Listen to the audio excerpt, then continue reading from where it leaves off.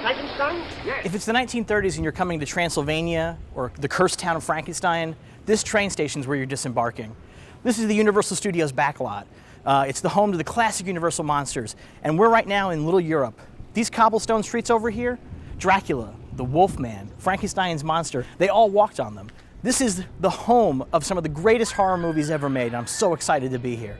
I'm Devin Faraci, and this is Badass Digest. This year, Universal Studios is celebrating their 100th anniversary. Some of the earliest films that Universal made were horror movies. Dr. Jekyll Mr. Hyde was probably their very first movie. Later on, Lon Chaney became one of their most important players. Actually, this set is called The Court of Miracles. It's named after a 1919 film called The Miracle Man that really established Lon Chaney as the biggest and most amazing actor of his time. Chaney's known as the man of 1,000 faces, and historically is so famous for being the guy who sat down and put himself through some of the most painful, rigorous, and bizarre processes to achieve ghoulish, ghastly, and totally fantastical characters, such as the Phantom of the Opera.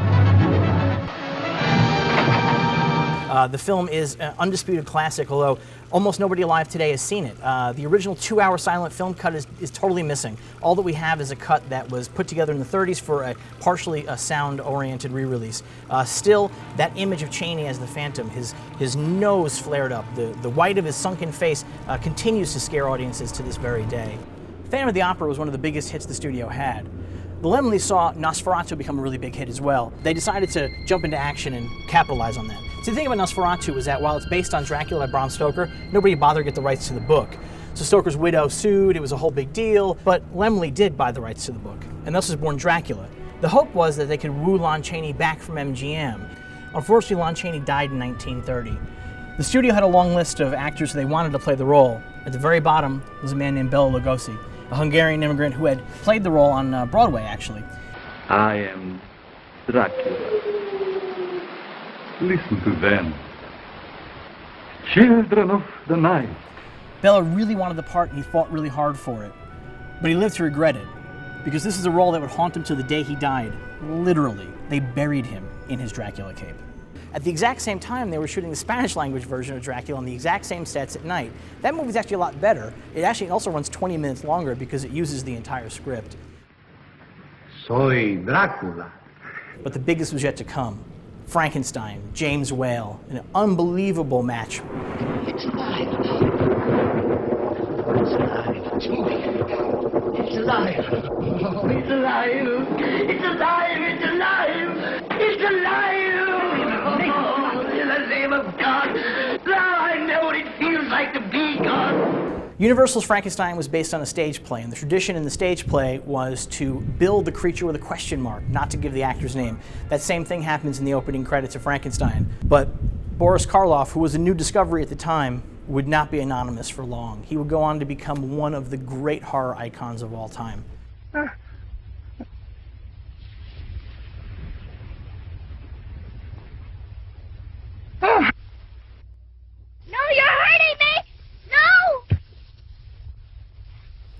You can't talk about the classic Universal monsters without spending at least a little bit of time talking about Jack Pierce, the guy who created their look. Jack was a striking figure on the lot, dressed like a surgeon. He had this white smock that he wore everywhere. When they were making Frankenstein, Carl Laemmle made Jack escort Karloff from the makeup tent to the set wearing a towel over his head because Laemmle was afraid that Jack's iconic makeup was going to scare the secretaries too much. In 1927, Jack Pierce worked on a movie called The Man Who Laughed, starring Conrad Veidt. Silent film about a guy who is kidnapped by gypsies and they carve a horrifying smile into his face. If that image is familiar to you, it's because that's where Bob Kane took the spark of the idea for the Joker in Batman comics. The monsters were huge hits, and Lugosi and Karloff were big stars. Universal immediately wanted to get more. They tried to get Karloff into another series, The Mummy. Now, when you think about The Mummy, you think about the guy in the bandages, he's got the arm, he's dragging his leg. That's not Karloff's mummy, that's the mummy's hand, the mummy's tomb. Karloff's mummy, he begins the movie as a guy in bandages and then becomes sort of a British gentleman. You will not remember what I show you now, and yet I shall awaken memories of love and crime and death. Universal hit on the idea of sequels. First up, Dracula's Daughter. The original idea here actually was a prequel. It was going to take place back in the Middle Ages, back when Dracula was still a guy, and he was going to meet a demonic force. It was going to introduce his daughter and then jump forward to the modern day where his daughter is wreaking havoc. That isn't how it went. Dracula's Daughter instead became kind of an amazing proto-lesbian movie that people have not really remembered very much, and Lugosi's not even in it. Very beautiful. Please don't come any closer. Speaking of great moments in gay cinema, The Bride of Frankenstein. Bride of Frankenstein, the sequel to Frankenstein, directed again by James Whale. Whale decided he wanted to come back on one condition, if he could make the movie a hoot. And so he kind of infused a camp sensibility. Now he's so madly in love with her that we have to segregate. Now, I have to be very careful with the king. But what really happened was Bride of Frankenstein became the best of all the Universal monster movies. It's heartfelt, it's moving, it's weird, it's unique, and it introduces, I think, the most striking character in the entire canon. The bride herself is played by Elsa Lanchester.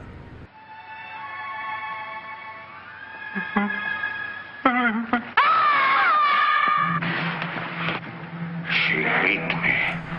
The first Universal monster cycle came to an end in 1936 when Universal changed hands. The new owners weren't interested in following up on these monster movies. But in 1938, something really weird happened. A theater in Los Angeles, looking to just make some money, did a double feature of Dracula and Frankenstein, and it was an enormous hit. People really loved these characters, and so the new owners of Universal realized it was time to bring them back out. What came next was Son of Frankenstein, Ghost of Frankenstein, two incredibly weird movies. A little bit of trivia, everybody talks about Frankenstein's sidekick as Igor. The reality is in Frankenstein his name is Fritz, in Bride of Frankenstein his name is Carl. It isn't until Son and Ghost that he's a guy named Igor. He's not even really his sidekick, he's just a weirdo who's played by Bela Lugosi with a big old beard, crazy chompers, and a totally screwed up neck.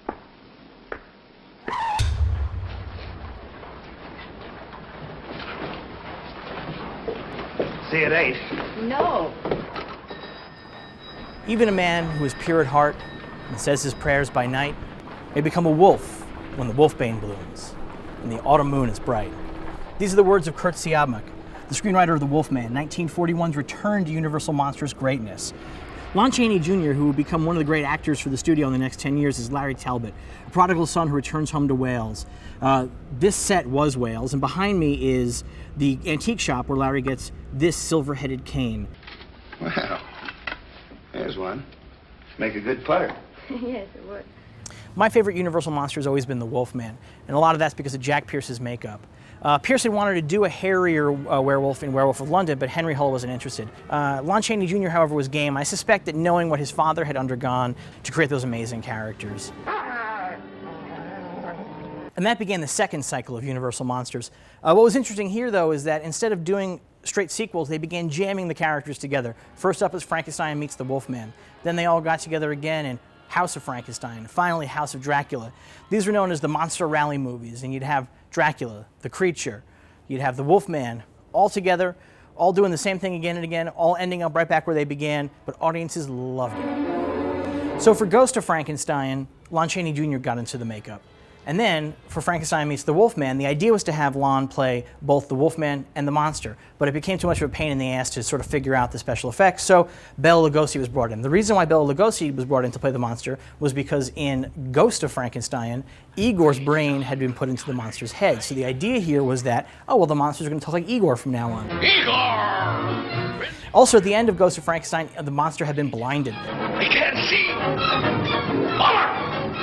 So at the beginning of Frankenstein meets the Wolfman, we have what should be a blinded monster with Igor's brain. The problem was test audiences laughed out loud at the sound of Bela Lugosi's voice coming out of the monster's mouth, and so they cut every bit of dialogue out of the movie. What ends up happening is that the movie never explains why the monster is walking around with his arms out in front of him the whole time. It's because he's blind. It also doesn't explain why Frankenstein's monster is frozen in ice at the beginning of the movie, something that was explained away in the dialogue. If you talk to a little kid today and ask him to play Frankenstein's monster, he's going to do this thing.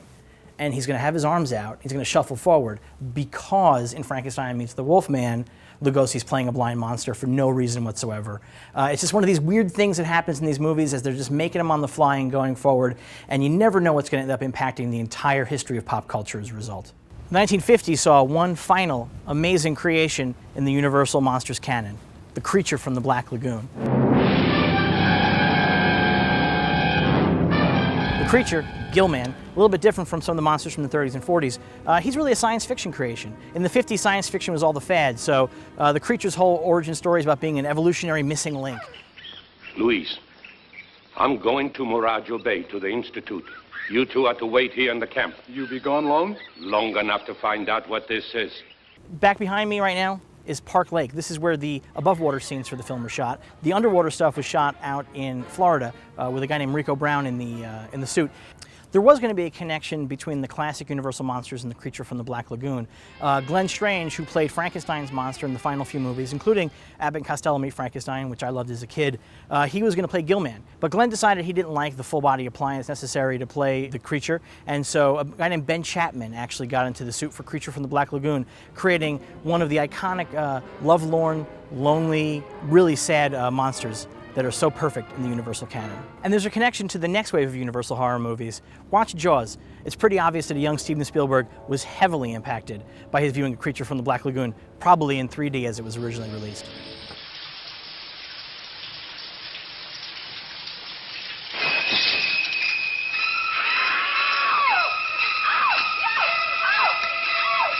All right, so technically Psycho is not a Universal monster movie. In fact, it wasn't even a Universal movie at all. Paramount released it at the time, but it was independently financed by Hitchcock.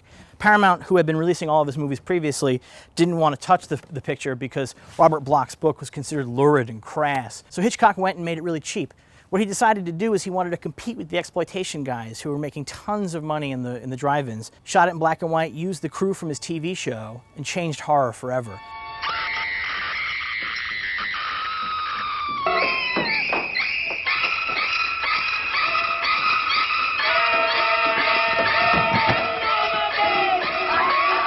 But if you want to see the Psycho house the way it was meant to be seen, you have to pick up the Alfred Hitchcock Masterpiece Collection Blu-ray set. It's definitely a set that belongs on the shelves of every single serious movie fan. And you've got to buy the Universal Classic Monsters Blu-ray collection. This set, which has the first films in all of these amazing franchises, is unbelievable. The transfers are incredible. The restoration on Dracula is night and day. They've removed all of the crackling, the hiss, and the pop. You've got to buy this. This has got to be part of your collection. Thanks again to Universal Studios for letting us be here. Take time, comment below. Let us know who your favorite monster is, which is your favorite movie. Do you think Ghost of Frankenstein is as delightfully weird as I think it is? Subscribe, follow me on Twitter at DevinCF, and be back again next week when we do something totally different, but is equally badass. My name is Devin Faraci. This is Badass Digest. Hitchcock had something really interesting to say about directorial style. He said style is self-plagiarism. So sort of where do you stand on those? The poor suckers in the cabin in the woods have no clue they're being monitored by whoever these guys are. The lambs have come to the killing floor.